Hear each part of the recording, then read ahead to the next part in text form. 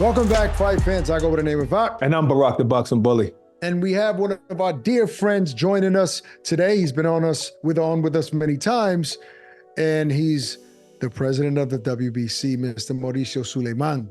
What's up, Mauricio? Thank you. Very, very happy and honored, and always with Ak and Barak.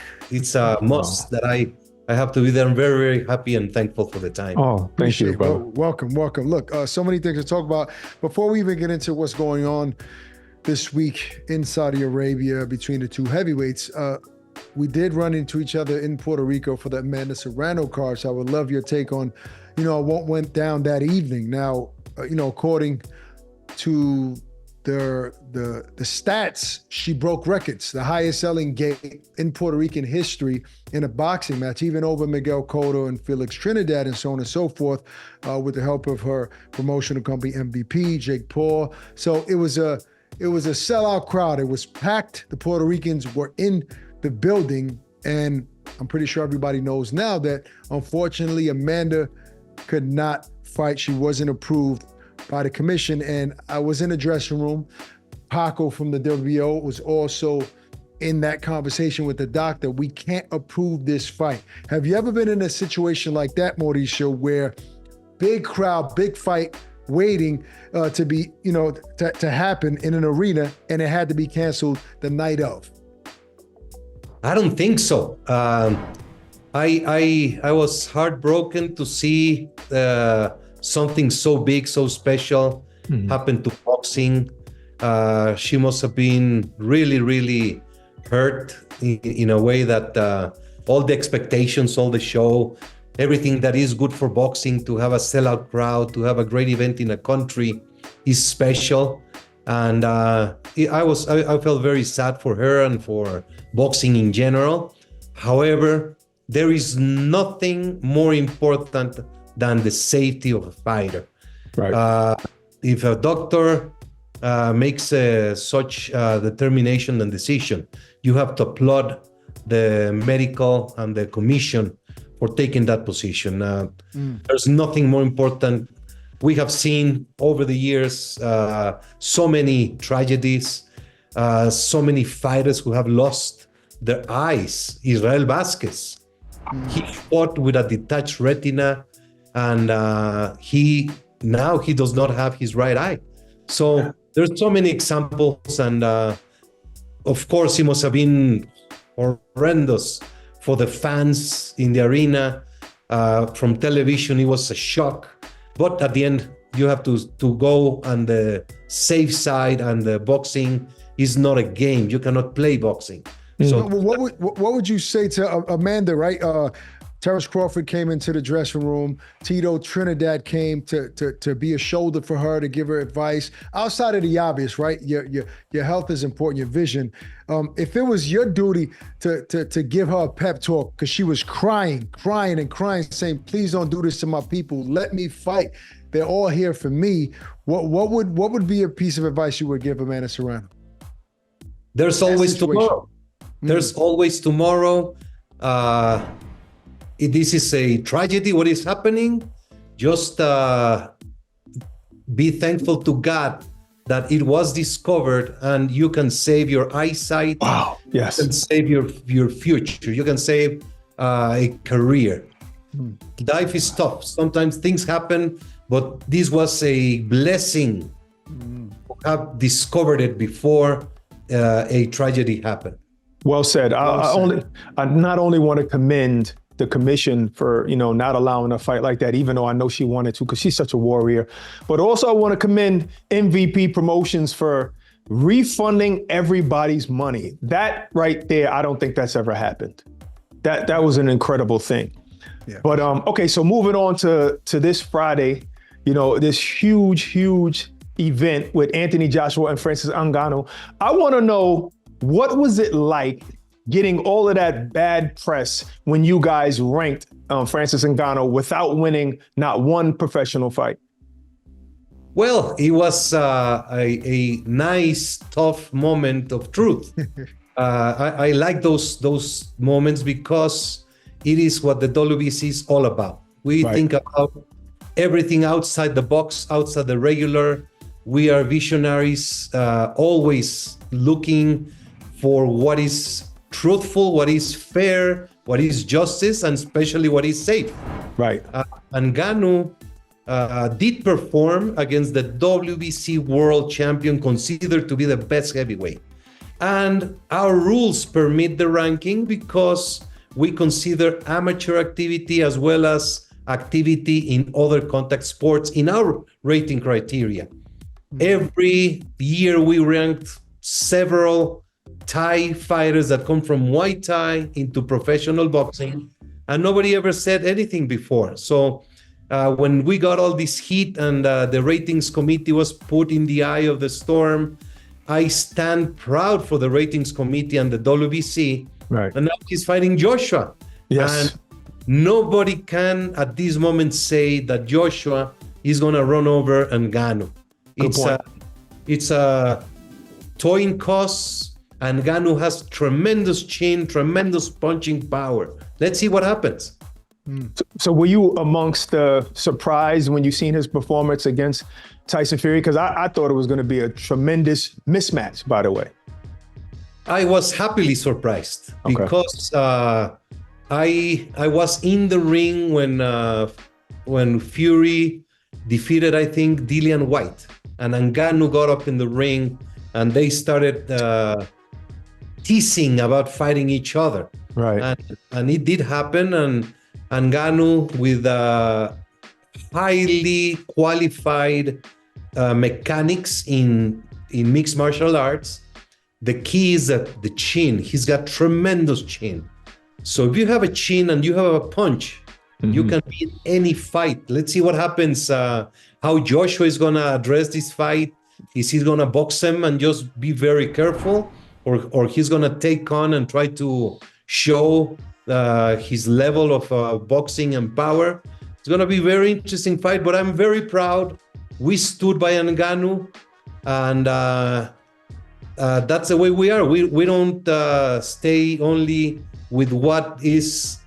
We could have easily just stay with Fury and say, oh, it's our champion, and it's on, nothing happens. Ngannou deserves this opportunity that is coming up, and if he performs, he's going to be, even by losing, he will win again. You know, he does have a tremendous chin and power and a story, a tremendous story, to say the least. And I guess that's why he's loved by the fans. But in my opinion, Mauricio, I don't, and I hate to create excuses because I think he deserves all the credit in the world, that had never been in a professional boxing match and you're fighting the best heavyweight in the world. When you even say that out loud, it's insane, right? And the way he was able to perform was very impressive. But watching Fury fight for the last 5, 6, 7 years, it didn't seem like the best version of him. It did seem like maybe he took Ngannou lightly and didn't expect much of him. And because the people, the fans, the boxing critics didn't expect much from Ngannou, the fact that it was competitive to some degree, they're making it seem like he is a lot better than he is because they didn't expect much of him. Do you think there's any truth to that? I'm sorry, I don't agree with you. Boxing is about styles. Everybody criticized Fury for that fight with Wallin.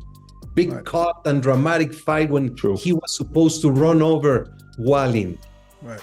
That was before fighting Wilder. Deontay Wilder, yes. So if you compared, you say, okay, it was Wallin did very well against Fury, but then he goes and gets knocked out by Joshua.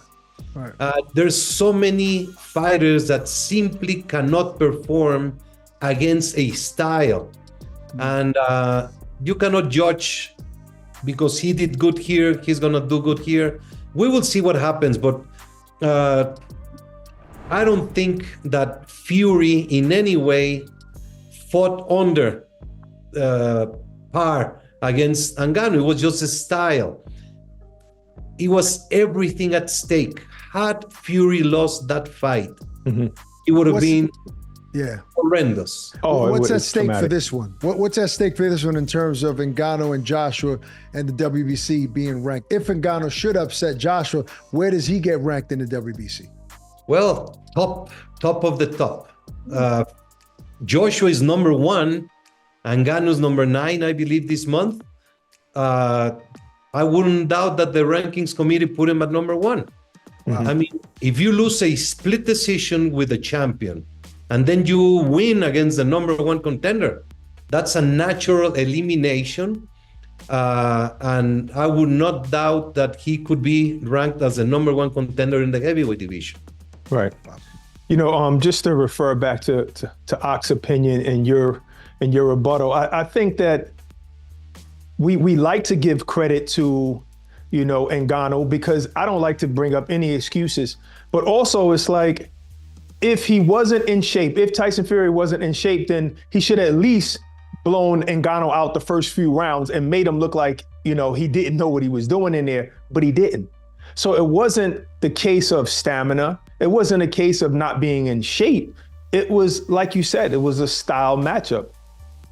Yeah, the styles make the difference. Eric Morales, he had so much trouble with Barrera. Then he would beat others. He would beat Pacquiao. Yeah. Chavez, he could not handle Randall. Mm-hmm. So it's just a matter of styles. Fury was in shape. I was there at the dressing room. And, you know, we all like to speculate and make stories. Fans, media, any boxing people, we like to make stories after something happens. Before the fight, everybody discredited Ngannou. Yeah. And now after the fight, in order to protect that discredit of Ngannou, they say Fury was not in shape.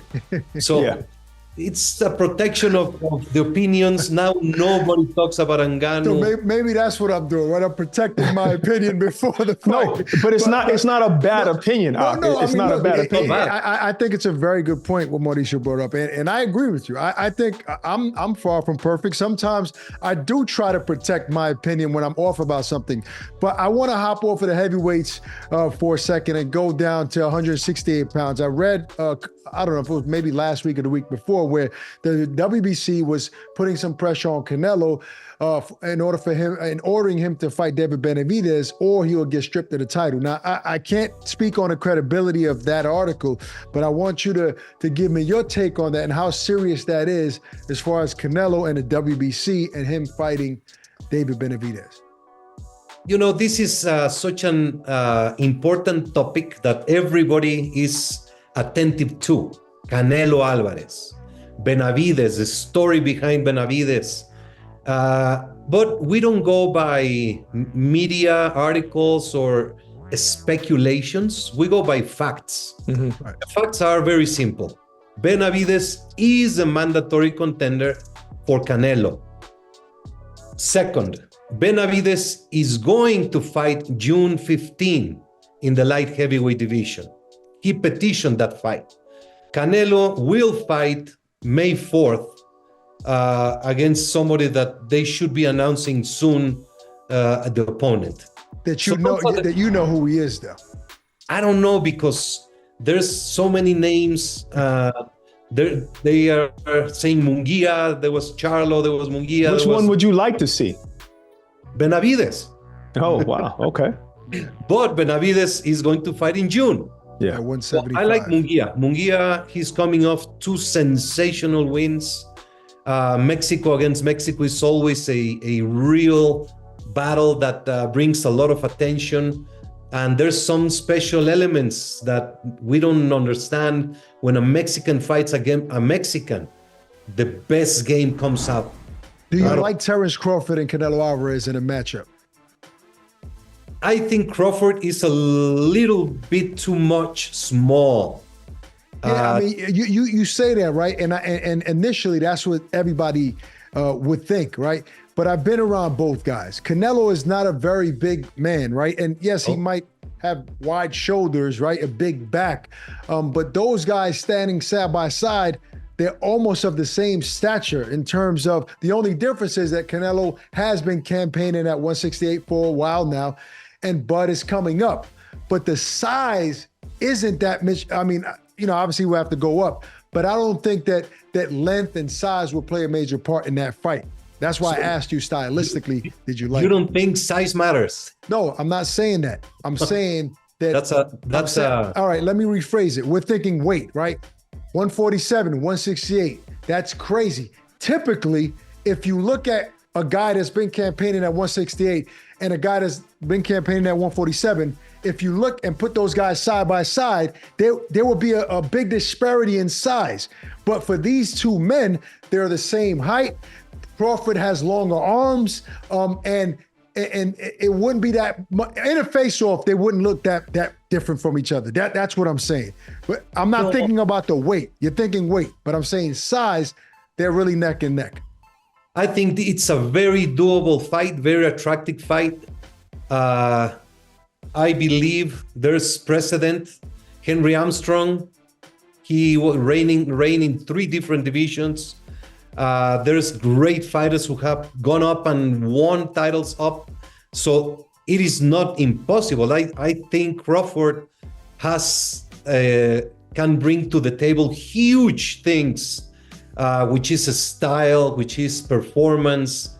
The way he defeated Spence put him in the map as one of the great champions of today. He's the WBC champion of the year with Inoue and Haney. But Crawford against Canelo should be built up. Right now, Crawford is a natural super lightweight. Canelo is a natural super welterweight. And then... Thank you. That's what I say. Yes. So I see. It could happen. It would be sensational. But let's see what happens. I'm glad you said that, Mauricio, because I've been saying all of this time, Canelo has a resume that's proven to be great. So he's a great fighter. He's one of the greats forever and ever, no matter what happens later on in his career. But if you look at his size, he is literally the size of all the 154 pounders, or maybe smaller than them. But he's been campaigning at 168 because of his greatness. So he beat 3 undefeated fighters there because of his greatness. Now everybody is forcing him to fight Benavidez, which I'm sure he might be willing to do, but he's not doing it. So it looks bad on Canelo. But at the end of the day, David Benavidez could fight Morrell. He moved up. Nobody's saying he's ducking Morrell. He's probably not. But Canelo is a very small guy who really doesn't belong at 168. And I'm shocked to hear you agree with that. No, absolutely. He could fight 160 still. He has to sacrifice a little bit more in the gym and in the nutrition. Yeah. But he could make 160. Canelo is one of those fighters of an era. And when you have these fighters, people are always going to be with a magnet, some this side, some the other side. Right. When Muhammad Ali was fighting, half of the people were in the arena rooting for Ali to lose. Yep. That's a fact. Yep. Then he became the greatest ever, and the aura of boxing. He's the most important boxing in history. So when the fighter is at his peak, which Canelo is, he's going to have those always challenging him with so many different stories. Before it was Triple G. Then it was this and that. Always there's going to be some light against Canelo. And he's very matured and he understands where he stands. And he has to receive the good faith of the decision that he's taking. So there's so many fights out there for Canelo, so many fights out there for many fighters. We're going through a great moment in boxing, and people just like to concentrate in a specific topic. So there's no inclination that Canelo at any point is going to be stripped of the WBC. He could be stripped because Benavidez is the mandatory contender, and he has to face Benavidez. But Benavidez is moving up in weight. Okay. But if he decides to come back down and enforce that mandatory, Canelo could be stripped. How long can a fighter stay away from a certain weight class before you honor those rules, right? At what point do you say, okay, you're at 175, you fought in June, it's December, you're still not coming back down, you're out of the picture now. What's that gap? We will see what happens after June. He might choose to stay in 175. Then the topic is dead. Got you. So we don't know. But let me give you an example. Chiquita Gonzalez, Eric Morales. The big fights need to be done at the certain opportune time with the best conditions in the best situation.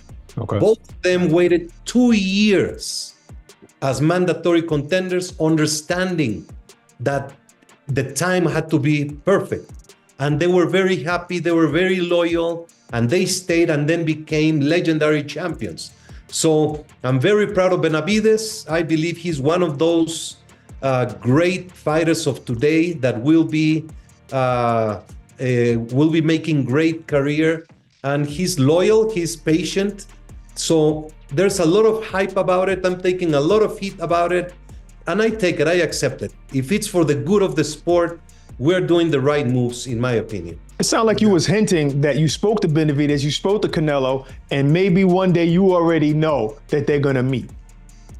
Oh, I mean, Canelo, it is ridiculous to say that Canelo is escaping from Benavides. Mm-hmm.